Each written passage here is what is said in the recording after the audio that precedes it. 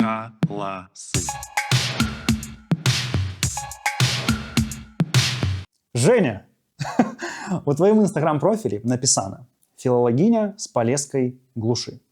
Тому прапаную і пачаць нашу размову з Палескай глушы і філалагічнай душы. Дзе ты нарадзілася і ўвогуле вырасла? Я нарадзілася ў Берасці і доўгі час лічыла гэта сваёй адзінай сапраўднай радзімай. Ну і дасюль мне вельмі цягне вось у тую мясцовасць, гэта мне вельмі блізка, гэта тое, што мяне натхняе дасюль. Але ўсё жыццё свядомае я пражыла ў Ганцавічах. І Палеская глуш гэта акурат праз тое, што, можа, Ганцавічы ведаюць не ўсе, а на ростанях у Палескай глушы чыталі ўсе, тому што праграмны твор, і гэта немагчыма не ведаць. Таму сказаць, што я з Ганцавіч, можна не зразумець, а сказаць, што я з Палескай глушы, гэта вядома дзе, гэта там, дзе працаваў настаўнічаў колас. Так. Ты вось мне пісала, што добра вучылася ў школе. То бок, ты была, напэўна, выдатніцай, і вот як для цябе гэта было натуральна, ці, можа, не ведаю, неяк бацькі, там нейкія сваякі, прымушалі, што трэба, вось. Я ўвогуле такі чалавек, мне цяжкавата ў кампаніях. Мне не было на двор цікава выходзіць, там з кімсьці знаёміцца. Мне гэта не проста не цікава, мне цяжкавата. Вось мы з табой размаўляем, мне як бы нармальна. Калі з'явіцца у нас трэці суразмоўца, я ўжо, хутчэй за ўсё, буду маўчаць. І гэта вось тое, што мяне ў тым ліку прывяла ў рэпетытарства, таму што гэта натуральны для мяне стан, мне так прасцей. Там, дзе ты гаварыш. Так, таму што я размаўляць люблю, і гэта вось той канфлікт унутраны, які ўсё жыццё ува мне, таму што з аднаго боку я вельмі сарамлівы чалавек, і мне цяжка падтрымліваць кантакт з людзьмі, мне, вось, цяжкавата. І разам з тым, я ўвесь час, не гледзячы на сваю сарамлівасць моцную, я была такая, што я баялася, як цябе завуць? Женя? Ксеня? Женя? Я вельмі ціха размаўляла, і мне гэта ўсё трэба было у сабе змагацца з сабой у гэтым сэнсе. Але разам з тым, хочаш на сцэну? Хачу. Я ўсё на сцэну, я хадзіла там у тэатральны гурток, я выступала з вершамі, потым са сваімі вершамі. І я не разумела, як гэта ўва мне працуе. Я ніколі там першая руку не падымала цягнуць. І разам з тым мне вось хацелася ўвагі. І вось, гэта тое, што давала мне вось гэту кантраляваную ўвагу. Слухай, а вот гэта было ў школе. Сённяшнім днём, я ведаю, што багата людзей, хто вельмі добра вучыцца ў школе, яны праз час нейкі маюць сіндром выдатніка, то бок калі хочацца проста ўсё немаверна ідэальна рабіць. Ці ёсць у цябе сёння вось гэты сіндром выдатніцы, як ты? Я б не сказала, што ён у мяне калісьці быў. Таму што першым часам вучоба гэта было тое, што вось у мяне лепш за ўсё атрымлівалася. Я хацела ў школу, я рэальна сумавала, калі ў нас пачыналіся канікулы. Але мне было чым заняцца, у нас была хатняя бібліятэка, і як бы я гартала гэтыя кніжкі, там часта не паводле ўзросту, але гэта мяне захапляла. Але потым у маё жыццё прыйшла паэзія. Я пісала вершы заўсёды. Я вось з самага ранняга ўзросту пісала, але гэта я не ўсведамляла, што гэта вершы. Я зразумела, што гэта у мяне атрымліваецца таксама атрымліваецца, але неяк зусім іначай атрымліваецца. І я адчула сябе проста не найлепшай у гэтым, але я проста разумею, што я зусім іначай сябе пачуваю. І мне так гэта спадабалася, і мне стала цікава там нейкія формы спрабаваць розныя пісаць, а вось на гэта, а вось так, а вось такой формай, такім рытмам. Я зразумела, што гэта мяне пачало перацягваць, потым з'явіліся выступленні, вельмі часта я на тыдзень па некалькі разоў выступала. Потым я паступіла ва ўніверсітэт, і там было ўсё маё, мне не трэба было прыкладаць намаганні. Я магла нават там не чытаць кніжку, ці там прагартаць, і мне казалі: Женя, ты вядзьмарка, як так, ты не рыхтуешся, але гэта маё. Я вось гляджу, вось так праглядзела, я ўхапіла галоўную думку, я ўмею аналізаваць, калі ты ўмееш аналізаваць, на філфаку лёгка вучыцца. Вось, глядзі, ты скончыла школу і пайшла на філфак. Калі скончыла філфак, працавала, напэўна, адпрацоўванне, напэўна, настаўніцай была. Так. Вось, выкладала беларускую мову, літаратуру. Вось, як табе вот гэта у той час было? Як табе была вось гэтая роля настаўніцы? Скажу шчыра, я яшчэ разглядала момант вярнуцца ў школу. Мне было цяжка. Мне было цяжка, тому што вось у цябе ідэальны клас, але ёсць адзін нейкі вось чалавек, які патрабуе больш увагі. І ты вымушана для таго, каб працаваць хоць неяк гэты урок, ты вымушана прыдзяляць яму шмат увагі, а вось тыя дзеці, якія сапраўды здольныя, і з імі папрацаваць больш. Ну яны, вось ім дай заданне, яны выканаюць, і ім трэба яшчэ больш, можа іх захапіць і вось прыцягнуць да... А ты не можаш, таму што у цябе 45 хвілін, за гэтыя 45 хвілін ты мусіш усё праверыць хатняе заданне, расказаць новую тэму, зрабіць некалькі заданняў, даць яшчэ, ну, нейкія творчыя заданні, і ты разумееш, што ты вымушаны скакаць вакол гэтага вось чалавека, і я тады, ну, мне было за гэта крыўна і цяжкавата. І падчас універсітэта ты вучышся, ты адчуваеш сабе ўпэўненасць, але ўсё роўна яшчэ не... Ты разумееш, табе яшчэ цягнуцца, трэба расці, чытаць, вучыцца, а потым ты прыходзіш у школу, і што мяне моцна здзівіла, бачыш дзяцей, і гэта не тое, што дае там табе нейкія крылы, а ты... разумееш, што ўсё, што ты не скажаш, яны, у іх яшчэ не настолькі развітае крытычнае мысленне, яны не могуць з тобой... Ну, ёсць розныя вучні, але мала хто можа з тобой там паспрачацца. І ты адчуваеш адказнасць за то, што ты ім гаворыш. Ну і гэта, па-першае, І табе адказнасць. Табе гэта вот якраз такі падабалася ці наадварот? Мне было цесна. Мне было цесна.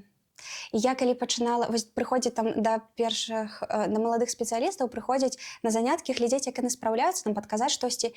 Мне заўсёды і падыходзілі і казалі: вы разумныя, мы ведаем, вы разумныя, трошки прасцей, для дзяцей трошки прасцей. А я ім расказвала: беларуская мова, гэта не проста так мы так гаворым, месца жанчыны ў беларускай культуры, там, вось, а адкуль вось тое. І мне хацець, я бачу, як іхныя вочы загараюцца, асабліва там, ну, 8 клас вось я вела. Я бачу, што гэта працуе, што ім гэта цікава, але мне гавораць: ну, навошта? Навошта? Ці ты даеш ім нейкія тэрміны, гэта ўжо было на практыцы, не ў школе, дзе я ўжо працавала паўнавартасна, а мне казалі: навошта вы даеце ім тэрмін рэтраспектыва, рэтраспекцыя? Ім гэта цяжка. Не давайце, яны не запомняць. І я такая, яны мне ведалі рэтраспекцыю і іншыя розныя тэрміны. І я думала, навошта заніжаць ім планку? Навошта казаць: давайте ім паменш, таму што яны не справяцца. У нас проста зараз так зроблена шмат у чым, што калі ты настаўнік, ты мусіш на кукішкі прысядаць перад вучням, і яны яшчэ табе могуць сказаць: ну вы мне ўсё роўна такую аднаку не паставіце. Вы ж не захочаце сабе там планы пагэмсаць. Ты разумееш, божа, яны нават гэта ведаюць. Таму што ты рэальна не захочаш, таму што ты можаш паставіць, ты як, ну, настаўнік, але ты частка школьнай сістэмы. І гэта, ну, статыстыка школы, і ты падстаўляеш усіх, і ты мусіш займацца з гэтым вучнем, і ты ўсё роўна ходзіш, ну, і, карацей, шмат розных такіх фактараў, якія стрымліваюць цябе. І вось гэта цеснаватасць, яна мяне трошкі бянтэжыла, але разам з тым гэта цікава. Але гэта такі стрэс. Ну, так я правильно разумею, што вот уся вот гэта вот гісторыя, то, магчыма, это не толькі датычыць тваёй сітуацыі, але вот яна і штурхуе людзей ісці ў рэпетытарства. Я думаю, што так. Ну, таму што я пайшла вось з гэтых прычын, але я б, напэўна, не разгледзела такі момант. Я спрабавала ўладкавацца ў школу. Выходзячы з дэкрэтнага адпачынку, я спрабавала ўладкавацца ў школу, мяне не ўзялі. А ў школу, у якой я працавала, ад майго месца, дзе я жыву, самая аддаленая вёска. Туды ехаць 1,5 гадзіны на аўтобусе. І я разумею, вось у мяне захварэе дзіця. Мне, жывучы там у вёсцы, ці нават мне гавораць: у вашага дзіцяці тэмпература, едьце. Я такая: пачакайце, у мяне аўтобус праз 2,5 гадзіны, і яшчэ праз 1,5 я прыеду. Ну, і я разумела, што гэта не варыянт. Я спрабавала ўладкавацца ў школу, але, ну, там месцы ўсе звычайна ўжо занятыя і так. Я не змагла. І гэта мяне прымусіла вось шукаць нейкія варыянты. Я там паўсюль паадсылала свае рэзюмэ як настаўніца беларускай мовы. Я нават думала, што я буду кудысьці пераязджаць, калі мне там прапануюць. Але тут атрымалася так, што у маёй мамы на працы жанчыны, там карацей, знаёмыя знаёмых быў хлопчык-выпускнік. І ён такі: слухайце, ваша Жэня не магла б з ім пазаймацца? І я першыя разы 4 просто катэгарычна казала не. Чаму? Таму што гэта адказнасць. А. Я 2 гады без практыкі. Ці нават 2 гады так без практыкі. У мяне не было гатова ніякіх матэрыялаў. У мяне быў свой канспект ад рукі напісаны. Дзесьці там некаторыя тэмы ўвогуле не напісаныя. Яшчэ тое, як я са школы вяла. І я не буду. Ну калі ласачка, ну вось хоць як, хоць неяк. І яны ўсё ж такі мяне ўгаварылі. Я просто ночами сидела за гэтым, таму што ў цябе дзіця, ты цэлы дзень з дзіцём. І я ночами не спаўшы, сидела над гэтымі канспектамі, ад рукі іх перапісвала, цягнула з сабой такі стос кніжак і казала: вось у гэтым дапаможніку вось так, а вось тут яшчэ лепш, а вось тут яшчэ вось тое, чаго няма там. І потым я бачу, што гэтаму хлопчыку заходзіць гэтая манера, і ён пачынае мяне рэкамендаваць там яшчэ некаму ў горадзе, і мы літаральна за месяц, у нас там месяц быў, і мы за месяц ім праходзім усю гэту праграму, і мне перадаюць, што яны пад вялікім уражаннем. І яшчэ вось тое, што таксама мяне падштурхнула, тое, што яны, па-першае, падтрымалі і вельмі добра адрэагавалі, а па-другое, яны гавораць: а можна мне ваш канспект? І я такая: ага. І я прыходзіла і казала: вось так, з чаго ты будзеш, з чым табе прасцей працаваць? І ён такі: ваш канспект. І я такая: ага. І я зразумела, што гэта фішка мая, што ў мяне сапраўды вось гэта мая гульня у тое, што колькі я спраўлюся, наколькі лаканічна, я люблю гэтыя скарачэнні, гэтыя розныя схемкі. І гэта мне дапамагло. І ў мяне, дзякуючы гэтаму, вось мой які такі аўтарскі канспект, я яго вельмі люблю. І я яго штогод перапісваю. Таму што спачатку я вяла яго ад рукі па начох, потым я па начох яго у камп'ютар уводзіла, калі ўжо зразумела, што ўсё, я буду гэтым займацца ўжо да канца. Так я прыйшла ў рэпетытарства. Слухай, вот... Ну, давай, што там падрыхтаваў. Надыходзіць 2019 год. Ты, наколькі разумею, бярэшся шлюбам у 19 годзе? Вось. І ў 20 годзе пераязджаеш у Расію да мужа. Вось. А можаш у агульных рысах расказаць... У агульных рысах. Не. Расказаць пра мужа і той перыяд, каб зразумець, што трэба адчуваць, наколькі варта кахаць, пэўна, або ў якіх умовах быць, таксама бывае рознае, каб пераехаць да чалавека ў Расію і невялічкі спойлер, даволі хутка вярнуцца. Я зараз падумаю, як это абмінуць. Едзе мая маці да сястры ў Расію, гэта горад Новарасійск, і у нас там ёсць сваякі. І быў такі мужчына, Лёвачка. І быў вось этой Лёвачка, і ён быў вельмі класны, і ён уразіў маю маці. Мая маці вельмі строгая жанчына. Яна знаёміцца, і яны вось: Лёвачка. І я: добра. Я прыязджаю потым да цёткі, і ў нас сімпатыя. І ўсе гэта заўважаюць, і яны як бы робяць усе ўмовы, каб мы такія там двусэнсоўныя жарцікі, а я ніколі не ўмела там фліртаваць, нічога, калі мне якія знакі ўвагі, я такая... Я маўчу, звычайна. Я не знаю, што рабіць в гэтых выпадках. Год мінае, і мне гавораць: не можа цябе забыць. Вось. Праходзіць яшчэ нейкі час, і ва ўсёй маёй сям'і пытаецца: можна я ёй напішу? Я можна буду пісаць вашай там дацэ, пляменніцы, сястры? І ўсе такія: ну пішы. Ну як бы ўсе за. Мы пачынаем ліставанне, і ўсё. І мы адразу як бы разумеем, што ён сур'ёзны, я сур'ёзная, ён разумны, я разумная, мы падабаемся, мы добрыя людзі, мы такія спакойныя, не агрэсіўныя, і у нас такі тэмперамент блізкі. Амаль адразу мы сталі гаварыць пра тое, што сям'я, ўсё, сям'я. І не было такога, што ён такі... Не, проста ён такі класны чалавек. Але гэта было ўсё на адлегласці, гэта было толькі што проста што ў ліставанні. Мы 3 гады ліставаліся. І калі скончыліся гэта 3 гады, я прыехала, я туды адзін раз ужо да яго ездзіла. Вось прыехалі, я адвучваўся апошні курс, прыязджаю да яго, мы жэнімся, робім дзіця, я прыязджаю туды, паўгода адпрацоўваю і вяртаюся да яго. Такі вот план геніяльны. Я пачынаю абрываць усе беларускамоўныя сувязі, таму што я унутры пачуваю сябе здрадніцай за тое, што я вось такая ўся такая беларускамоўная, і тут я з'язджаю ў Расію. Каму там моя беларуская мова спатрэбіцца. Ну вось я туды прыехала, пажыла трошкі і штосьці, нейкія такія дробязі назапасіліся, я штосьці гляджу і разумею, што я не змагу быць тут. І я такая, мне трэба вяртацца. Ты потым прыехала сюды ў Беларусь і трошкі вяртаючыся гэты круг гэты. Вяртайся, і тут пачынаеш, то бок, далей займацца вось рэпетытарствам, выхаваннем дачкі, і то бок вот... Пра гэта расказаць, ці што? Не, то бок вот гэта... Так, гэта было так. Я прыехала сюды. Я ўжо, жывучы ў Расіі, зразумела, што я не магу без... Ну, тады я разумела гэта як навуковай дзейнасці, тому што я ўсведамляю сябе літаратуразнаўцам. Праўда, мне няма яшчэ ніякіх легальных падстаў так сябе называць, але я ведаю, што я ў любым выпадку буду паступаць у магістратуру, просто пакуль што там, по-моему, набора няма літаратуразнаўчага, толькі моўны, ці яно там неяк чаргуецца, ці неяк... Там вельмі цяжка мне, я не магу з гэтым разабрацца, але я ведаю, што я рана ці позна буду паступаць у магістратуру. То бок табе вот было... Табе гэтага бракавала? Так, я ўжо, пажыўшы ў Расіі, я ўжо зразумела, што я без літаратуразнаўства, без навукі, без філалогіі, я не магу, мне вось цяжкавата, і мне трэба толькі з гэтым звязваць. І я, вярнуўшыся сюды, я ўжо неяк сведамляла, потым з'явіліся вось гэтыя прапановы рэпетытарства, і яно так хорша пайшло, што я зразумела, што так. Трошки, магчыма, дзіўнае пытанне.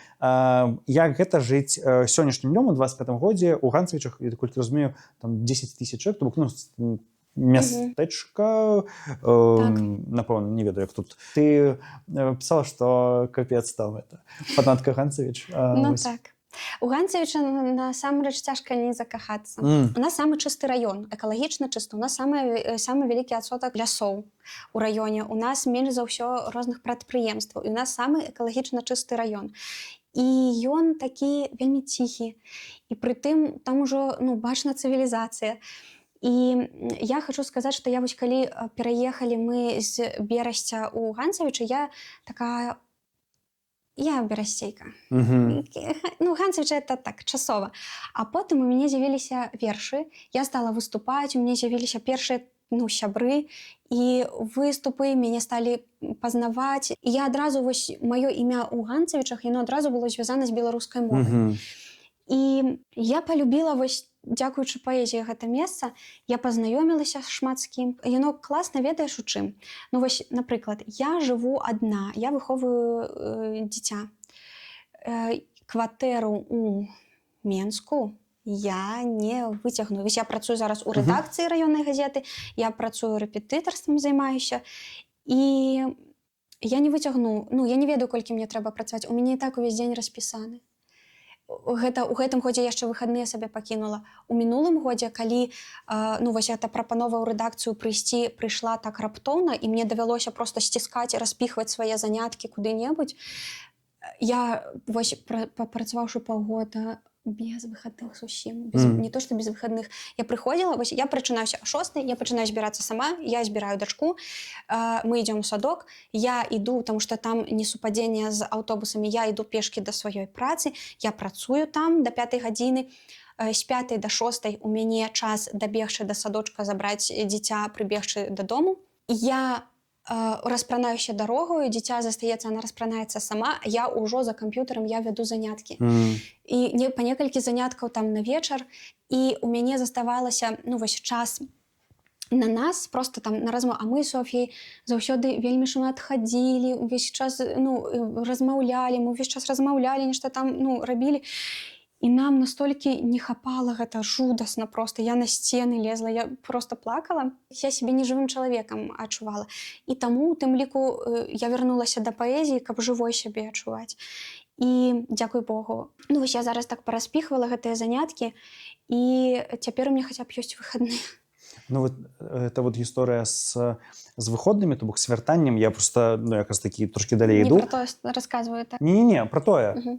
Ты можаш трошкі, то бок, трошкі расказаць просто, чым займаешся, бо я, сабе дрэнна уяўляю, што значыць працаваць у газеце. Вось, і патлумачыць, нейкі момант у цябе было такое, што ты пісала, што пераход у газету быў часткаю пляну вяртання да сябе, вяртання сабе імя і нейкай стабільнасці.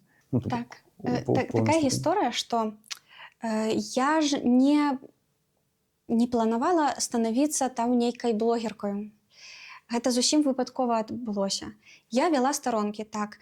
І калі я пачала займацца рэпетытарствам, я стала весці, я зразумела, што трэба весці вось старонку працоўную, каб людзі мяне маглі бачыць хаця б.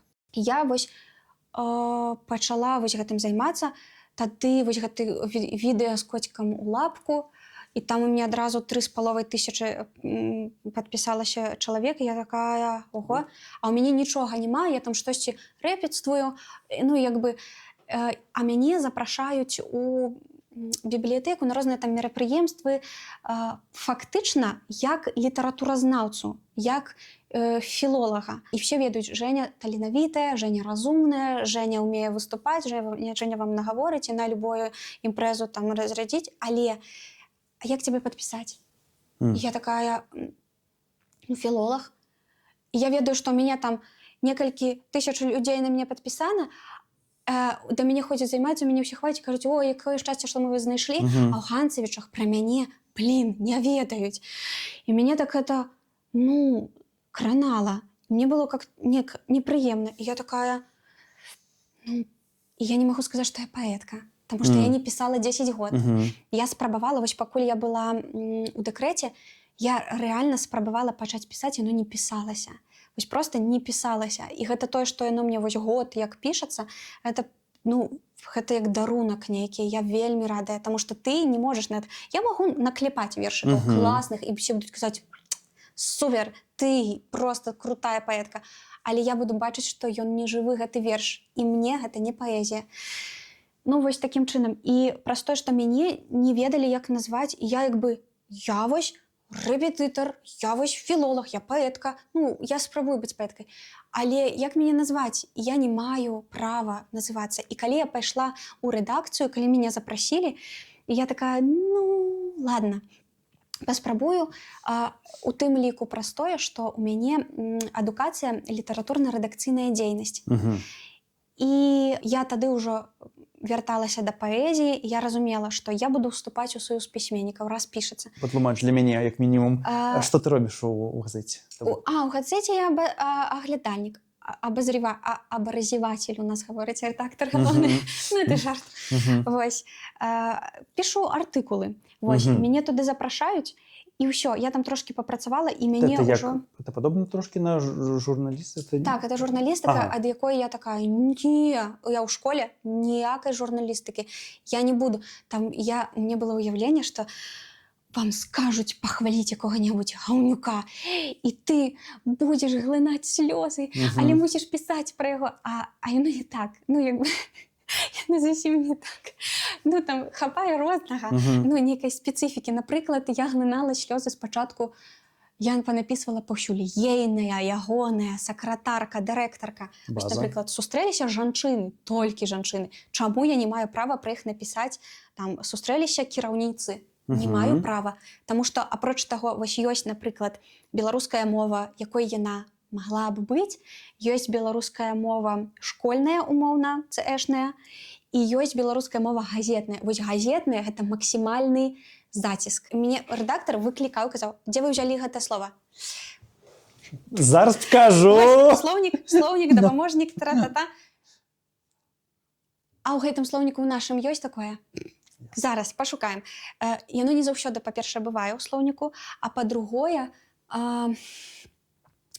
з цягам часу стала пераважаць вось тое, што добра, ладна, вы ведаеце, вы можаце это абгрунтаваць, пакіньце гэта для сваіх школьнікаў, але ў газеце у нас такі канон, у нас, вось мы такімі шаблонамі карыстаемся. І я папрацаваўшы, вяртаючыся да твайго пытання, я папрацаваўшы ў газеце, зразумела, што вось мяне запрашаюць і мяне пішуць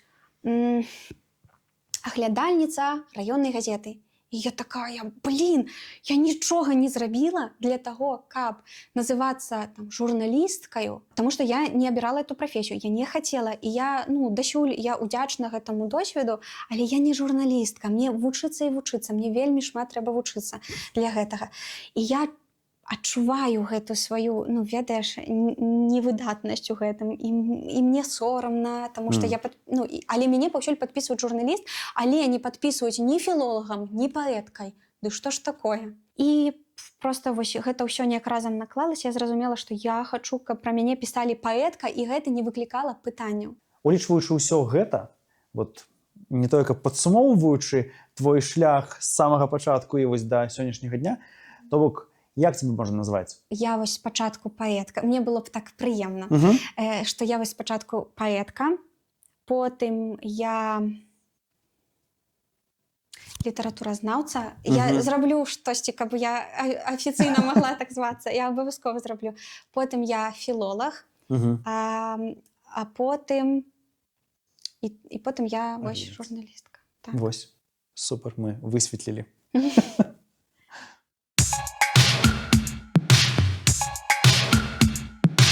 Акрамя ўсіх тваіх спробаў, заняткаў, вот гэтага ўсяго, апошнія 5 з паловаю гадоў ты маці.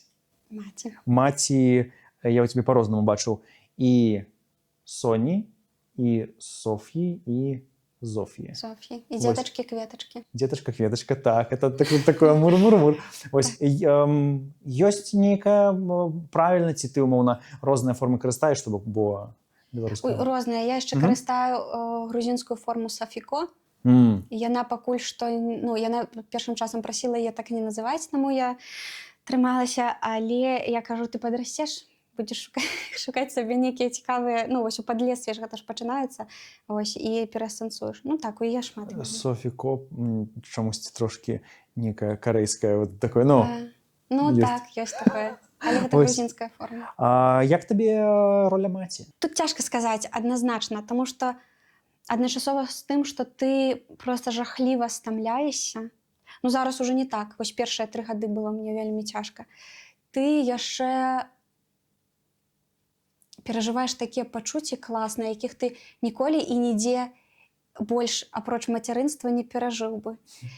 І гэта вось такая камбінацыя, калі ты просто у бяссіллі апускаешся на падлогу, ты разумееш, ты зараз расплачешся просто ад таго, што ты не паспяваеш усё, і што б ты не зрабіў, ўсё неправільна, і неяк так увесь час гэта намацванне, жангляванне рознымі справамі, працай, вот я хацеў спытаць, што ў цябе і, то бок, ты паэтка, і працуеш у газеце, і ў цябе рэпетытарства, то бок... Это ўсё зменшылася. Як это... Адчуваеш, што гэта, магчыма, перашкаджае, не перашкаджае? Мацярынству так, гэта вельмі шкодзіць. І гэта такі мой вялікі боль, таму што мы з Софіяй заўсёды былі разам, і я ёй прысвячала вельмі шмат часу. А цяпер у нас гэтага няма. І мы пакутавалі абедзве вельмі моцна. І мы цяжка гэта перажывалі. Зараз ужо я вызваля сабе выхадныя. Гэта вось выхадныя, гэта Соф'ін час. Мы можам у вандроўку паехаць, можам кніжкі пачытаць. Яна зараз вельмі захапілася чытаннем. Я такая, yes, моя. Таму што я падсунула своечасовую энцыклапедыю, і яна ходзіць, яна спіць ёй, там такая вялізная кніжка, і Соня моя, і кніжка такая. І яна з ёй засынае. І просіць пачытаць яе штосьці. І гэта яе вельмі захапляе зараз, і я карыстаюся момантам. Але так, агулам сказаць, што гэта добра ці блага, гэта класна. І я баюся ўявіць сваё жыццё без Соні. Вось просто я б ніколі не стала рэпетытаркай. Мне просто не стала пытання пра тое, што мне трэба нейкую іншую форму працы шукаць. Я б не задумалася нават пра гэта. Мы б тут не сядзелі, не размаўлялі, мы б просто не пазнаёміліся, таму што тады б у мяне не было старонкі, і нічога гэтага б не было. Як это? Усе шляхі, усе сітуацыі, якія былі ў нашым жыцці, навялі нас якраз да гэтага моманту. Я, дарэчы, фаталістка. І лічу, што я рэальна, вось ты так гаворыш сціпла пра тое, што магчыма, гэта ўсё прывяло. Я шчыра веру, што гэта нейкі шлях, і я такая, калі са мной нейкая цяжкая сітуацыя адбываецца, я такая, па-першае, у мяне ўключаецца вось гэты школьны азарт, который звычайна. І я такая, як мы будзем з гэтага выбірацца. Калі я зразумела, што у мяне будзе з мужам развод, я такая, класна, крута, паспрабавалі, цяпер давай думаць, як з гэтага выходзіць. І вось гэта ўсё. А мацярынства, яна штодзень тыя сітуацыі падсоўвае, і ты проста, змагайся з гэтым. Але гэта класна, это весела, смешна і гэта вельмі пяшчотна. Это такая пяшчота. Я часта Зоф'і кажу: дзякуй, што ты нарадзілася і што я ведаю такую любоў, тому што я б яе нідзе больш не адчула. Вось ведаеш, калі там ты шукаеш сабе партнёра і з ім штосьці не атрымліваецца, ты такі: слухай, ну давай-ка мы, напэўна, пашукаем шчасце дзе-небудзь у іншым месцы. Калі з дзіцём, там не атрымліваецца вельмі часта. Нет, у цябе ж адразу ўсё ж такі звязак. Так, і ты проста прывучаешся вось гэтай трываласці ў стасунках, перацярпець, знайсці падыход, таму што з дарослымі ты кінуў ужо гэта ўсё даўно, а тут гэта твоё дзіця, і ты яго любіш. І гэта, класна, але гэта і няпроста. А як ты змянілася пасля нараджэння? Самае маё такое цяжкае для мяне, мне трэба хаця б некалькі гадзін, хаця б гадзінку на дзень быць сам-насам. Калі ты нараджаеш дзіця, ты нават падумаць не можаш сам-насам пра штосьці, і ты сама сабе не належыш, і вось гэта сама сабе неналежнасць, яна вельмі цяжка мне давалася. А другая, самая такая вялікая праблема для мяне, гэта тое, што я раней, у мяне заўсёды ўсё ляжала на сваіх месцах. Я такая акуратная, то бок, у мяне можа быць і гармідар, але ён, вось, калі з'явіўся, я хоценька, вось у мяне з'явілася хвілінка, у мяне не было такого, у мяне заўсёды ўсё на сваіх месцах, усё. І калі ў цябе дзіця, вось яна нарадзілася першыя там некалькі 2 гады, я прыбіралася па 5 разоў, вось кожны сон, дзённы і перад начным, а потым у мяне з'явілася праца. І ўсё. І я так пакутую з гэтага гармідара, з гэтага бардакоў, я проста... нават зараз Зоф'я падрасла, і ёй ўжо з гэтым прасцей, і я часам кажу: Соня, так цяжка глядзець на твой пакой. Проста яна такая: не глядзі. І я такая: реально, чаму я гляджу туды, калі мне непрыемна? А я хаджу і такая: зноў не прыбрана. Не глядзі, ладно. Вось гэта тое, з чым мне давялося змірыцца, з тым, што ў мяне ніколі не будзе ідэальнага парадку, і хутчэй за ўсё мне яшчэ некалькі год давядзецца перачакаць. Зараз гэта нашмат прасцей, але ўсё роўна не так, як мне хацелася б.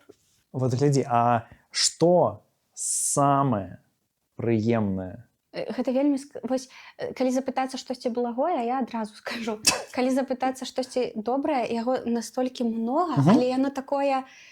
Калі я табе скажу... Дробачкі такія, але паўсюль. Так, а калі я табе скажу, гэта будуць проста словы. Гэта, як ведаеш, ёсць чыесьці дзеці, і ты можаш сказаць: якое мілае дзіця, і пайсці далей. А калі гэта тваё дзіця, гэта там проста зашкальваюць усе гэтыя паказнікі. І... Добра, тады ў мяне трошкі па-іншаму пытанне. Якая самая вялікая аблуда пра мацярынства, якую ты ведала да таго, як стала маці? Тое, што вось я думала, што я буду такой лагоднай маці, і гэта абсалютна накладалася на мой характар. Мне складана там пасварыцца з кімсьці. А вось калі ты маці, я вельмі доўга была суперлагоднай. Вось да 3 гадоў. Там яшчэ крыза 3 гадоў. Зараз мы праз крызу 5 гадоў праходзім, там флэшбэкі такія. І вось я прыходжу, а ў мяне ўсё малаком, усе вокны малаком памытыя.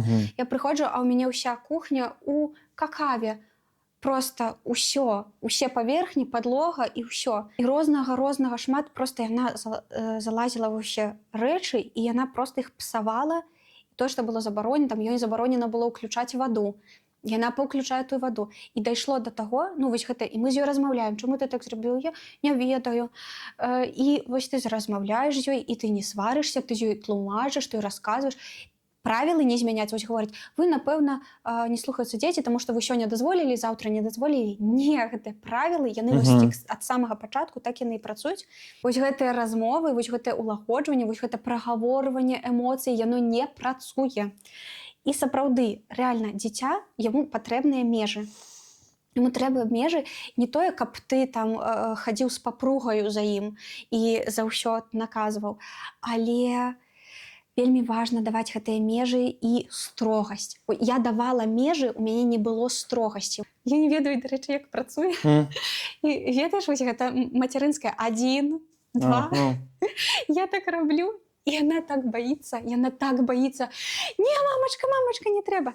І самае цікавае, што пачынаецца гэта адзін і заканчу адзін. Адзін, там пару разоў я да 2 далічвала, я не ведаю, чаму яна так баіцца, я ніколі не далічвала да 3. Ты, дарэчы, не баішся, што такая, што калі ты дойдзеш у нейкі момант да 3 і такая, Я не а ведаю, што далей, ну, рабіць? Тым рэч, што я не ведаю, што рабіць. Але яна чамусьці так гэтай адзінкі баіцца вось гэтага адліку, і я такая, добра, спрацавала. І я праўда не ведаю, што рабіць, калі вось гэта працуе. Я нарабіла вось шмат памылак, я не давала ёй строгасці, а гэта, як выявілася, патрэбна. Вельмі важна. Вось вельмі важна. А вот слухай, мне падаецца, што магчыма, гэта добры выхад у наступнае пытанне. Ты вось пісала, што мацярынства нечакана пераканала мяне ў маёй сіле. Вось. Калі помніш, пра што гэта было, вось, можаш трошкі расказаць, як на цябе паўплывала мацярынства? Рэч у тым, што я была вельмі хваравітым дзіцёнкам. І я жыла з і мама ўвесь час хвалявалася, а як ты народзіш, у цябе, нават, і малака не будзе. І я нават не думала, што я, калі-небудзь у мяне будзе дзіця. А потым, калі у цябе нараджаецца дзіця, ты не спіш, ты не ясі, ты не адпачываеш, ты нічога, ты за сабой не можаш даглядаць, і ты неяк гэта робіш. І вось мінае тыдзень, 2, месяц, паўгода, і вось некалькі год, і ты разумееш, што да мацярынства ты б так столькі на сябе, па-першае, не брала б, па-другое, ты не змагла б проста. І вось менавіта з нараджэннем Соні я зразумела, што я была такая, прывітанне, можна я тут пастаю? Вось яна нарадзілася, і ў мяне вось гэты сорам, ён знік. І я разумею, таму што у мяне вось будзе дзіця, і калі я буду саромецца нават за сябе прасіць, яна будзе глядзець на мяне, яна вырасце такая, і я проста так, зараз усё рошым. Слухай, твая дачка нарадзілася ў Расіі, але наўрад ці ж можна сказаць, што твая дачка выхоўвалася па-расійску. Нельга сказаць, што яна носьбітка расійскай мовы, яна хутчэй за ўсё носьбітка беларускай. Так і ёсць. Але яна выхоўвалася спачатку па-руску, таму што я прыехала, мне было некамфортна размаўляць у сям'і па-беларуску. Заўсёды? Заўсёды.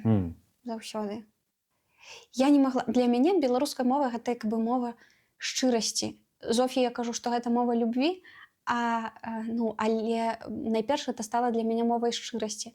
Таму што за мной адзначалі, калі я вось пачынаю шчыра гаварыць, нават у рускамоўныя перыяды, ты заўважыла, што ты па-беларуску стала гаварыць. І вось калі я не кантралявала сябе, я пераходзіла на гэту беларускую мову. І потым, ты калі вярнулася? Потым я вярнулася ў Расію, а перад гэтым я парвала ўсе сувязі беларускай. А калі ўжо вярнулася з Расіі? Яшчэ па-руску. А цяпер? Але калі ў мяне Зоф'я нарадзілася, яшчэ калі мы жылі ў Расіі, я ўсё роўна, ўсё, што я ёй спявала па-беларуску. Усё, што я ёй расказвала па-беларуску. Там я, натуральна, размаўляла рускаю мовай, але ўсё, што датычылася Зоф'і, я свядома гэта толькі па-беларуску я гаварыла. Вось цяпер, то бок, цяпер Зоф'я носьбітка беларускай мовы. Так. Пытанне, гэта агонь, это проста мара. Але пытанне, ўсё ж такі, вылічваць, што мы ў Беларусі ў нейкіх нашых гэтых умовах. Ці было такое, што Соня напытала ў цябе, мам, навошта нам беларуская мова? Яе не было супраціву, яе было першым часам неразумення, таму што калі вось мы заставаліся яшчэ, я жыла з маці, з сястрою, і там мы размаўлялі, такой трасянкаю, і калі мы заставаліся сам-насам з Соф'яю, то я з ёй пачынала размаўляць па-беларуску, яна разумела гэта, І яна разумела і адгукалася, адказвала мне па-руску доўгі час. Мгм. І перайшла яна на беларускую мову толькі калі мы пераехалі, вось, у яе Мгм. было 3 гадочкі, гэта якраз такі самы актыўны для гаварэння час. І яна доўгі час таксама са мной па-руску размаўляла, дзесьці ў яе праскоквалі слоўцы беларускія. Вось это, канешне, грэла мне сэрца, але у нейкі момант я ёй проста расказала пра тое, што гэта такая чароўная мова, якую ведаюць не ўсе, але самыя-самыя такія цікавыя чароўнікі, яны вось ведаюць эту мову. І калі ты будзеш ведаць, у нас будзе з табой твая таемная мова. І яна стала з таго часу вось усё больш і больш па-беларуску размаўляць. І дасюль так садочак уплывае, розныя, мне даводзіцца там фільтраваць ейныя мульцікі, таму што рускамоўная, яна вось паглядзіць, наслухаецца гэтага Мгм. і зноў па-руску. Не для таго, каб ізаляваць яе ад рускай мовы, таму што я разумею, у нас усё рускамоўнае і пераважная большасць таго, што яе будзе атачаць, адно будзе па-руску. І я разумею, што яна можа вырасці таксама перастаць размаўляць па-беларуску. Гэта для мяне ўжо не істотна. Мне важна, што роднай мовай, Мгм. матчынай мовай яна спакойна назаве беларускую, таму што я не нарадзілася ў беларускамоўнай сям'і. Абсалютна. У нас не было нікога. У мяне была толькі бабуля, якая размаўляла на дыялекце. Мы яе разумелі, адказвалі ёй па-руску. Але штосьці ж ува мне было такога. І мама моя, якая не буду па-беларуску гаварыць, таму што вось я паслухаю, а ў мяне там і памылкі, і вымаўленне не то, і ўсё. А потым я даведваюся, што, аказваецца, мая маці выхоўвала мяне і калыхала мяне пад песню «Снягі зоры за акном» Барткевіча. І я, вось што цікава, калі я ўключыла гэтую песню, я адчуваю, што на мяне штосьці такое накатвае, і я не разумею, што гэта. І некае такое цёплае, далёкае, напаўзабытае адчуванне, ты яго не можаш сфармуляваць, вось некая такая невымоўнасць. І табе класна так ад гэтага. Таму я стала, вось Соф'я нарадзілася, я ёй толькі па-беларуску спявала шмат чаго. Яна вельмі любіць «Тры янгалы Тройцы». Вось дасюль яна просіць ёй праспяваць «Тры янгалы». І вось пакуль яна маленькая, мне хочацца з ёй як мага больш прыемных момантаў, звязаных вось і з беларускай мовай, з беларускімі. Вось усё самае прыемнае у нас па-беларуску. Для таго, каб у яе, па-першае, асацыяцыя добрая адбылася, а у іншым выпадку, калі яна пяройдзе на рускую мову, каб, магчыма, штосьці калі-небудзь, яна адчуе некую патрэбу з гэтым звязаць сваё жыццё. Але я ад яе абсалютна нічога не чакаю. Я разумею выдатна, што гэта такі абмежаваны тэрмін і што ў мяне літаральна там пару год засталося вось гэтай беларускай моўнічкі маёй. Ці, можа, стыкалася ты з тым, што, не ведаю, неяк бацькі каментавалі тое, што вот навошта, альбо там, не ведаю, ускладняеце свайму дзіцю жыццё. Так, гэта мая маці вельмі баялася за гэта. І я памятаю, што даводзілася часам з ёй пакідаць, і Соф'я мая прыходзіць рускамоўная. І я зноў ёй па-беларуску размаўляю, кажу, чаму ты мне зноў па-руску адказваеш? Таму што вось маці яе на рускую мову пераключала адмыслова, таму што вось менавіта баялася, як яе ўспрымуць. Але на дзіва вельмі хораша, не на дзіва, а вельмі хораша ўспрынялі, нягледзячы на ўсе нашы хваляванні. І адзіны момант, там некая жанчына, яна гаворыць: гэта вы па-беларуску размаўляеце? Вы, наверное, з дзеревні прыехалі. А ў двары гэта дарослыя яшчэ, вось нашага прыблізна пакалення. А калі гаварыць пра дзяцей, то яны такія: а вы з Мінска прыехалі? І ты разумееш, што штосьці змянілася. Это огонь, это огонь. Так, гэта адно, а другое. Соф'я размаўляе па-беларуску ў садочку і ў двары. Дзеці ёй гавораць па-руску, яна ім адказвае па-беларуску. Дзякуй Богу, пакуль у яе няма такога, што вось трэба падладзіцца і адказаць, каб яны мяне зразумелі. Дзеці пачынаюць з ёй вітацца, развітвацца па-беларуску, яны там пераймаюць гэтыя слоўцы, это ж вельмі хутка адбываецца. Я думаю, што вот якраз такі ў гэтым і ёсць пэўная вот клёвая штука, што калі вось з самага пачатку яна будзе у добрым сэнсе адрознівацца, і калі гэта будзе натуральна, умоўна, і далей. То бок, што не будзеш саромецца ні сваіх думак, ні сваіх дзеянняў, нічога такога, то бок гэты досвед дзіцячы, вось, так, ён неяк добра паўплывае. Гэта, мне падаецца, будзе Так. агонь. І ў садочку, дарэчы, я вось часам забірала яе і бачу, і ўсе дзеткі стаяць, і там стаіць у цэнтры моя Соня, вакол яе выхавацелькі, там дзеці штосьці спрабуюць выглядзець, і яны говораць, а як гэта слова па-беларуску? Фіўанка. І там яны да мне першым часам все падыходзілі, казалі, яна такія словы ведае, адкуль яна ведае? Там штосьці, у іх дні беларускай мовы ёсць. І вось выхавацелькі вельмі добра падтрымліваюць у садочку. Вось гэта яны. А у нас ёсць у садочку такая дзеўчынка, якая размаўляе па-беларуску. Вы можаце ў яе запытацца любое слово, і яна вам адкажа. То бок яны падмацоўваюць вось гэты станоўчы досвед, і дзецям цікава. Некаторыя дзеткі так пераходзяць. І калі ў нас нейкія мерапрыемствы ў садочку, я вельмі ўдзячна, яны ведаюць, што я вершыкі магу напісаць, і што вось Соф'я па-беларуску. І яны гавораць, у нас да мерапрыемства маглі б вы напісаць. І гэта нават не прагаворваецца пра то, што гэта будзе па-беларуску. І Зоф'я такім чынам у іхную праграму, пераважна рускамоўную, дадае вось гэтай беларускамоўнасці, і яны, і ім класна ад таго, што ў іх ёсць такое дзіця, і мне вельмі радасна, што яны так прымаюць яе. Кайф. Это твой уплыв. Это все разумеешь, это ж ты. Я не было выбора.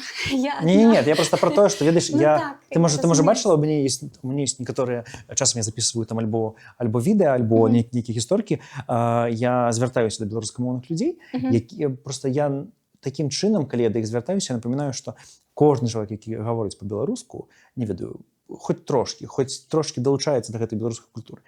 Ён робіць вялікі ўнёсак у тое, што мы сённяшнім днём маем. То бок, культуры, яны паміраюць праз тое, што ніхто нічога не робіць. Культуры развіваюцца праз тое, што робіць, магчыма, можа, не кожны чалавек, але робяць людзі і хоць трошки. Таму это вот, 100% твой унёсак у некую беларусізацыю, калі так можна сказаць, дзяцей, якія у садку, і гэта клёва. А што самае складанае вось у выхаванні дзіця па-беларуску? Менавіта па-беларуску. Ага. Я не магу знайсці нідзе пропісе.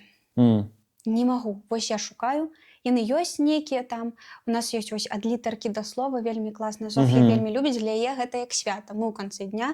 І я ўжо прапускаю гэтыя старонкі, таму што мне шкада, што яны закончацца, а не будзе чым проста замяніць. Нанова праходзіць эту кніжку. Вось у гэтым сэнсе. Калі казаць пра літаратуру для дзяцей, я не магу сказаць, што нам ёсць на што скардзіцца, і зараз агулам, нам ёсць на што скардзіцца, заўсёды знойдзецца на што паскардзіцца. Вось заўсёды хочацца, каб было яшчэ больш і лепш.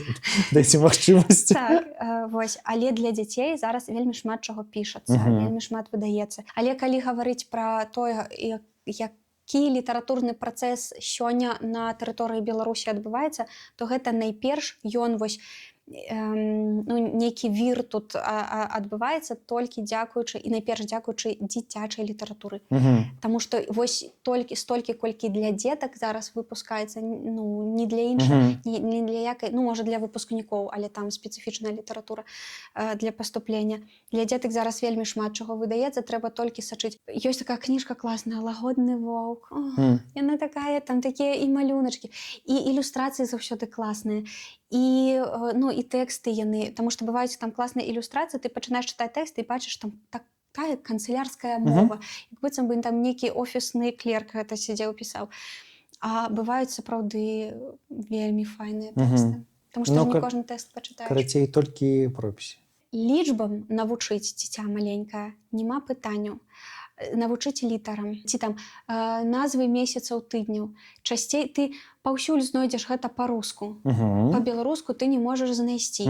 Вось калі з кніжкамі пытанне больш-менш закрыта, у нас у Соф'і свая ўласная бібліятэка ёсць, і вось нейкія такія базавыя рэчы, там поры года, назвы месяцаў, тыдняў, алфавіт таксама, паспрабуй, пашукай. Гэта цяжка. Калі нас глядзяць людзі, якія могуць заняцца такой цудоўнай справай, займайцеся беларускім дзецям, патрэбны і пропісы, і беларускамоўныя энцыклапедыі, і вот уся вот гэта гісторыя з навучаннем, як мінімум базавым рэчам.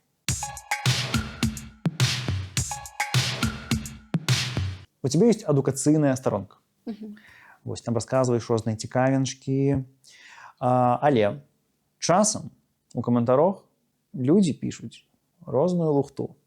Маю на ўвазе абразы, вот там вот такое. Як ставішся да абразаў? Ну, у іх ёсць такая магчымасць, там і напішаць. Тут, напэўна, мне дапамагае мая прафесія, таму што я, папрацаваўшы ў школе з дзецьмі, працуючы дасюль са школьнікамі, пераважна са школьнікамі у беларускай мовай, калі чалавек памыляецца, калі ён не мае рацыі ў нейкай думцы, ты проста не можаш сказаць: «Як так? Як то можна вось?» Ты проста: «Ну, пачакайце, давайце яшчэ вось так паглядзім». І ты вось як на занятках з гэтым працуеш, і ну, проста ці гэта прафдэфармацыя, ці што, ты проста бачыш у гэтым некую хібнасць. Можа, і чалавек выпусціў пару, і яму стала трошкі лягчэй. А што робіш з такімі каментарамі? Выдаляеш ці адказваеш, ці не Я выдаляеш? выдаляю толькі палітычныя абразы, калі там абразы, прычым не мяне, ну, мяне амаль што не абражаюць у каментарах. Я б не сказала, што я выдаляю палітычныя ўсе, і калі там ўсё, што вакол гэтага звязана, нейкія лозунгі адразу. Неважна, ад якога боку гэтыя лозунгі, я ўсё выдаляю, таму што гэта не тая платформа. А як ты ставішся да выпраўлення тваёй беларускай мовы, то бок калі, напрыклад, нехта піша там, што вот трэба вось так, вы там гаворыце неправільна. Альбо так, вот это першае пытанне. Мне такого... Я не памятаю, каб мне такое пісалі. Не пішуць такое. Можа, ладно. штосьці пісалі, але... Я такога не бачу. Нет, гэта просто у мяне такое пытанне, што магчыма. Я не тое, каб ужо адаглядзеў усе каментары, але напэўна з такімі Мне могуць... Я проста моцна моўнага не пішу. Я спрабавала весці як сапраўдны рэпетытар, расказваць, у мяне такія правілы, у мяне такія канспекты, мне гэта не спадабалася. Я слухала, як гэта правільна рабіць, калі ты рэпетытар. Я паглядзела, мне цяжка было сябе перасільваць, і я нічога там не публікавала. І я пасля таго стала вось штосьці на занятках вучня зацікавіла, ён звярнуў на гэту увагу, я магу, натхнёная гэтым, напісаць, запісаць відэа. Я магу штосьці, гэта такія, я стала весці проста нататкі для сябе, нейкія цікавінкі, которые могуць там з часам забыцца, але калі я ўжо вытраціла час на той, каб гэта запісаць, выкласці, я гэта не забуду ніколі, яно не выскачыць з памяці. Всё, гэта нататкі для мяне. І там няма ніякіх такіх, по-моему, я спачатку ў дыскусіі спрабавала такія спрэчныя тэмы ўздымаць, потым мне надакучыла, няма калі гэтым займацца. Чаго табе найбольш бракуе ў сучасным беларускім асяроддзі? Людзі так малайцы, што яны робяць, таму што многае, што робіцца з таго, што робіцца зараз па-беларуску, яно робіцца на нейкіх такіх добраахвотна. Людзі проста захопленыя, і гэтым не дзеля заробку, не дзеля таго, што гэта іхная праца, яны вось абіраюць свядома гэтым займацца, прысвячаць гэты час. Таму я вось тут асцярожна, канешне, яно мала, але сказаць, гэта як бы пакрыўдзіць людзей, которые ўжо робяць штосьці. Я не магу так сказаць. Калі мы гаворым пра беларускамоўную медыяпрастору, то мы у першую чаргу уяўляем пра гісторыю, пра культуру Беларусі, пра мову. Ну не, традыцыі. Я абсолютно не згодны. Я не згодны ў кантэксце таго, што я такого контенту не бачу абсалютна. Пра беларускую мову амаль ніхто не здымае. Пра беларускую культуру, напрыклад, там больш, пра гісторыю ёсць, але у маім тыктоку у мяне англамоўны і беларускамоўны. Тое, што беларускамоўнае, гэта ўсё акрамя гісторыі, умоўна, культуры, то бок у мяне там адно відэа з 10. Ну, глядзі, калі я працую з мовай, сама здымаю штосьці падобнае, то, канешне, працуючы выкладчыцай беларускай мовы і штосьці з гэтым і з літаратурай, і з іншым розным судакранаючыся, я, канешне, ўзаемадзейнічаю часцей. Хутчэй за ўсё гэта паспрыяла таму, што ў мяне стужка такая. Я хутчэй за ўсё буду ўзаемадзейнічаць з рознымі там фальклорнымі, рознымі экспедыцыямі. Я магу сесці, не стужку пагартаць, я заходжу, там шукаю нейкія артыкулы навуковыя, прычым на розныя тэмы, і далёка не абавязкова яны па-беларуску. І, адпаведна, магчыма, гэта ўплывае на тое, што мне стужка такая, але я бачу і лекараў, якія па-беларуску вядуць старонкі, і розныя хендмейд рэчы па-беларуску. Шмат чаго ёсць, магчыма, я проста падпісаная на штосьці. Мне вось трапляецца. Не, сацыяльныя сеткі просто так працуюць, насамрэч. Калі табе з гэтым, норм? Не, мне норм. Вось то ўсё. Я просто сама сабе ўзяла за правіла ўсіх пачаткоўцаў, вось у которых там 200-300 праглядаў, я на ўсіх падпісваюся абавязкова, лайкаю абавязкова. Гэта, мяне не стаіць такога пытання, я просто гляджу на вось гэта, і мне плакаць хочацца, таму што я думаю, там па-руску здымаюць і горш, чым вось тое, што робяць беларусы па-беларуску, і чамусьці там столькі падпісак, а ў нас вось. Ну чаму так? Так, ты Я. паэтка. Ты маці, паэтка, журналістка. Яшчэ некалькі ярлыкоў. Што значыць быць паэткай у Беларусі ў 2025 годзе? Ну, это такая тэма, якая не залежыць ад часу. Раней была большая падтрымка дзяржавы вось адносна творчых людзей. Ты гаварыла, што это можа быў жарт. Раней пісьменнікам дарылі кватэру за выданне першай кнігі. Так было. Так было? Так было. Вернем Савецкі Саюз там ці што? Евгенія Нянішчыца з Палесся, яна там з Піншчыны. І у яе кватэра была ў Мінску, яна жыла, працавала ў Мінску, гэта праўда было. І мы ведаем вось гэтыя гісторыі, што раней і зараблялі пісьменнікі, яны маглі займацца толькі пісьменніцтвам і маглі з гэтага жыць. У нас час такое немагчыма. І я вось часам, калі мне запытацца, пра што я мару, то я часам мару, каб у мяне была адна толькі праца. Кожны вечар вольны. І я не магу адмовіцца, напрыклад, ад заняткаў па беларускай мове, таму што это то, што я люблю, я не ўяўляю свайго дня без гэтага. І разам з тым мне так хацелася б, каб у мяне была толькі адна гэтая праца. Вось, а ты не можаш сабе дазволіць. Пісьменнік не можа сабе дазволіць вось толькі адну працу. Ён не можа разлічваць асабліва на тое, што вось калі я прыйшла, такая ноунейм, і я хачу выдаць кніжку, то мне трэба назбіраць на гэту кніжку. Прычым не факт, што ў мяне будзе імя, таму што нашыя класікі таксама з пенсіі адкладалі грошы для таго, каб выдаць гэтую кніжку. Гэта вельмі нятанна. І ты мусіш вось шмат чаго ўлічваць і потым збіраць на гэтую кніжку, а калі пісаць, калі ты вось я, напрыклад, з 2 працамі, калі мне пісаць, гэта не вельмі спрыяе развіццю літаратуры. Калі ты паэт, ты не можаш разлічваць на сваіх чытачоў, асабліва таму, што табе трэба яшчэ вялікі шлях прайсці да таго, каб цябе там ведала, хаця б, не ведаю, некалькі соцень людзей, і яны былі гатовыя набыць гэту кніжку. Ён такі: «Ось, у мяне выйшла кніжка, купіце, хто ты такая?» Як зрабіць, каб у цябе купілі кніжку? Ведаеш? Вось разумееш, у чым пытанне? Тое, што я пішу, я ведаю, што яно класнае, глыбокае, яно вартае ўвагі, з ім мала ўзаемадзейнічаць, яно мала каго чапляе. Вось я гляджу, я ж выкладала некалькі разоў вершы, я гляджу, я выкладаю тое, што я лічу вартым, так-сяк глядзяць. Калі я выклала вось там штосьці такое, усім проста зразумелыя ісціны, іх і там больш узаемадзейнічаць, яно большае кола людзей ахоплівае, і ты, выдаючы кніжку, разумееш, я хачу, каб мне не было за яе сорамна. Я хачу выкінуць слабыя вершы, але слабыя вершы больш зразумелыя людзям. І яшчэ ў нас не прынята зараз крытыкаваць асабліва, таму што паэтаў малавата, і іх мала крытыкуюць. І гэта бяда. Проста такая лухта цяпер чытаецца на пляцоўках. Што сорамна слухаць. Пад графаманскімі вершамі столькі пахвальбы. Проста вау, я хачу вучыць гэта ў школе. І ты чытаеш і думаеш, мяне вось гэтыя людзі ніколі не зразумеюць мой тэкст. Не таму, што я такая класная. Я класная. Але не настолькі. Мне трэба яшчэ расці, а тут ёсць людзі, которые зарыфмавалі сэрца дзверцы ці сонца аконца, і ім норм. Адразу загляне сонца ў наша аконца. Агонь! Это быў жарт, гэта быў жарт. У той час гэта было добра. А калі ўсе паўтараюць адны і тыя ж рыфмы, ты разумееш, тут ты проста прырыфмаваў, бо іншыя рыфмы не знайшоў. А вось слухай, хацеў сказаць, пяройдзем да больш нейкіх прыемных штук, але потым падумаў, што магчыма і не. А як паэты сваёй творчасцю зарабляюць грошы? Друкуеш кнігу і проста за продаж ці... Ты можаш прадаваць яе, але не факт, што, па-першае, она раскупіцца. Я ведаю шмат прыкладаў, калі людзі друкавалі кніжкі, а ў іх стосамі стаіць у хаце, яны проста нікуды не дзяваюць.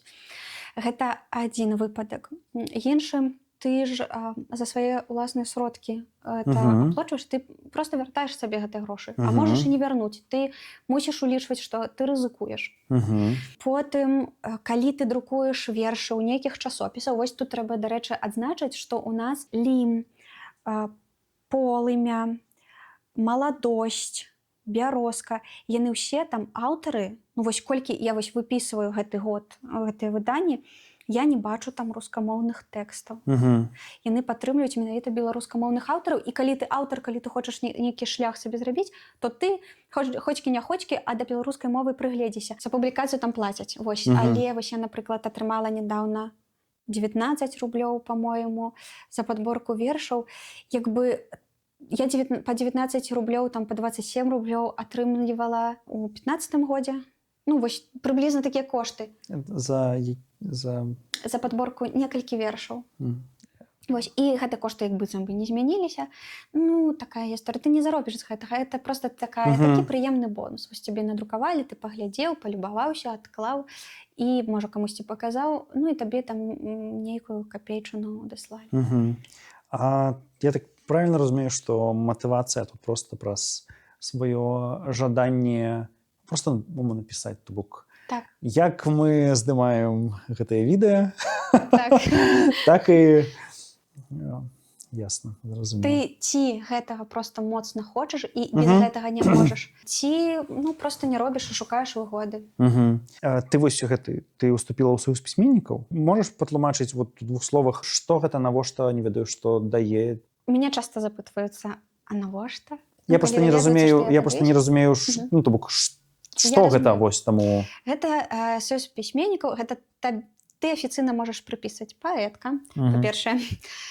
Па-другое, я была вучаніцай вельмі класнага паэта з ганцаўшчыны Алеся Каско, і я яму паабяцала. М. Я паабяцала, што я не кіну верш, што я не кіну мовы. Прычым ён не сказаў, паабяцай мне, ці а ты не кінеш мовы? Ён сказаў, ну ты ж не кінеш мовы. М. І яму я не магла сказаць, што я не магла. Каб пісаць вершы, я ўжо казала, напэўна, каб пісаць вершы, трэба думаць пра вершы. Па-першае, па-другое, вершы трэба ўсё ж такі выносіць на публіку. Без саюза немагчыма? Гэта магчыма, але ну, зноў жа, калі ты сябра саюза пісьменнікаў, то ты паедзеш не толькі, ну вось, дзе я выступаю без гэтага? У Ганцавічах, у Баранавічах, Баранавіцкім раёне, ўсё. Калі ты сябра саюза пісьменнікаў, ты можаш і ў Мінску, і ў Берасці, і ў Гародні, і дзе заўгодна. Гэта не толькі, што я вось пачытаю вершы, атрымаю свае апладысменты, але і ты знаёмішся з іншымі людзьмі, бачыш і іншых класных людзей. Нетворкінг? Ты знаёмішся з імі, вы натхняецеся ўзаемна, і гэта павінна ўзбагачаць. І калі вось існуе суполка графаманаў, туды запусці аднаго чалавека класнага, все графаманы трошачкі пачнуць сябе фільтраваць. У цябе ёсць 2 старонкі ў інстаграме, асабістыя адукацыйныя. Асабістая завецца Ружа Кветка. Адкуль назва? Назва з электроннай пошты. Мне ў 13 годзе трэба было стварыць з нейкай мэтай электронную пошту, і трэба было прыдумаць назву. Я не ведала, я нават не падумала, што можна было сваё імя напісаць. І я прыдумала Ружа Кветка. Тады я слухала актыўна на паўторы вось гэтую Ружу Кветку Троіцы. Усё, Ружа Кветка, яна была не занятая. Яна і ў інстаграме была не занятая, і ў тыктоку была не занятая. І я думаю, класна. Ну і таму я паўсюль Ружа Кветка. А ты пісала, што калі б не стала філалогіняй, то пайшла б у тэатральнае. Сённяшнім днём, улічваючы вот твой шлях, хацела б змяніць вось гэты кірунак дзейнасці, ці можа табе і так стае тэатр у жыцці? Тут нават улічваючы мой фаталізм і ідэю пра тое, што у нас ёсць шлях, які мы самі не абіраем, але мы можам яго проста не заўважыць. Чалавек, якому дадзена, а ён не працуе з гэтым і не прыносіць штосьці, не стварае тое, што яму дадзена, ён будзе за гэта пакараны. Ну вось, так. Гэта, напэўна, і мяне быў бацька вельмі адукаваны чалавек, і ён, ну так склаўся лёс, што неяк не здолеў з гэтым звязацца. Я бачыла, як гэта яго забівае. ён Мгм. сам сябе з'ядае. І гэта, напэўна, тое, што мяне вось штурхае ўвесь час. І я, калі вось нарадзілася дзіця, Соня трошкі падрасла, і я такая: так, Жэня, вось ты такая ўсё марыш, а рабіць ты штосьці будзеш, трэба не толькі уяўляць, як магло б быць, трэба вось проста браць і рабіць. І я вось пачала браць і рабіць. І я здзівілася, што тое, што я сабе распісала на 5-10 гадоў, я дала сабе 5-10 гадоў на тое, што мяне адбылося ўжо фактычна за год. Мгм. Я просто дасюль шок. А уваходзіць вот у гэта тое, што хацела зрабіць, падкаст слова-ружы. Так. Вось. Рабіць, умоўна, агляды твораў замежных, то бок не беларускіх. Ну і беларускіх, і замежных, проста размаўляць пра тэксты, таму што, мне здаецца, у мяне это атрымліваецца, мне здаецца, што ў мяне не банальнае бачанне кніжак. Я лічу, што гэта магло б быць цікавым. Я вось проста паглядзела, што шмат чаго пра беларускую літаратуру сапраўды, але тут жа ж штосьці вось сёння можна пра гэта гаварыць, заўтра ўжо нельга. Мы такі час жывем, і я з гэтага пункту гледжання, з іншага мне не хацелася паўтарацца. Яно б усё роўна было б тваё ўласнае бачанне на ўжо вядомы тэкст, але тым не менш мне хацелася штосьці большае, таму што класна нацыянальны кантэкст разглядаць, але нацыянальны без сусветнага, без гістарычнага табе нічога не дасць, калі ты будзеш толькі фокусавацца на гэтым. Таму мне хацелася так. Але каб гэта было па-беларуску. А чаму спынілася, я так разумею, што проста брак часу? Так. У мяне ляжыць ужо даўно, з мінулага лета, напэўна, ляжыць сцэнар да другога выпуску, і мне проста няма калі гэтым займацца, але я думаю, што я займуся гэтым абавязкова. Аднойчы ў допісе, прысвечанаму нарадзінам, ты пісала 25 нечакана. Адчуваецца як 30. І мне гэта падабаецца. Сёння табе 28. Ці адчуваецца 28 як 33? 28 адчуваецца як 28. Уже то вы так. Нормально. Што маеш зрабіць, магчыма, не ведаю, у сваёй дзейнасці у рэпетытарскай, магчыма, у паэтычнай, не ведаю, можа, як маці ёсць, не ведаю, нешта такое, чым можаш падзяліцца? Як маці, і мне здаецца, на працягу ўсяго майго мацярынства будзе адна толькі роля: зразумець, што за чалавек у цябе нарадзіўся, пазнаёміцца з ім і дапамагчы ёй прайсці тым шляхам, на які яна прыйшла, проста не зашкодзіць. Проста знаёміцца, захапляцца, падтрымліваць. Вось. Гэта ў мацярынстве, мне здаецца, будзе назаўсёды. У працы пакуль што для мяне самая асноўная дзейнасць тое, што звязана з паэзіяй. Усе тыя мэты, якія сабе паставіла на бліжэйшы год 10, я выканала, вось я кажу, за год. Так я не ведаю, якім чынам. Это проста я адчуваю сябе гераіняй казкі нейкай. Так атрымалася. І вось зараз мы працуем над выданнем кніжкі. Пакуль што ў стадыі вычыткі.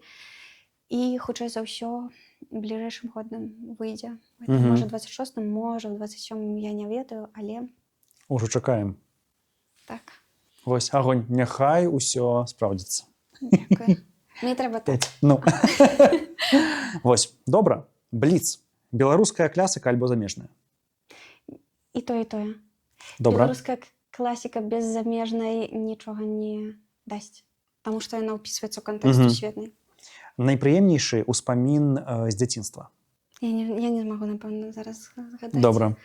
Берасце або Ганцавічы? Кошалева. Это вёска майго дзяцінства. Твая самая любляная страва – гэта? Поліўка з кіслай капусты. Парада сабе 18-гадовай? 18-гадовай. Вер у сябе і чакай.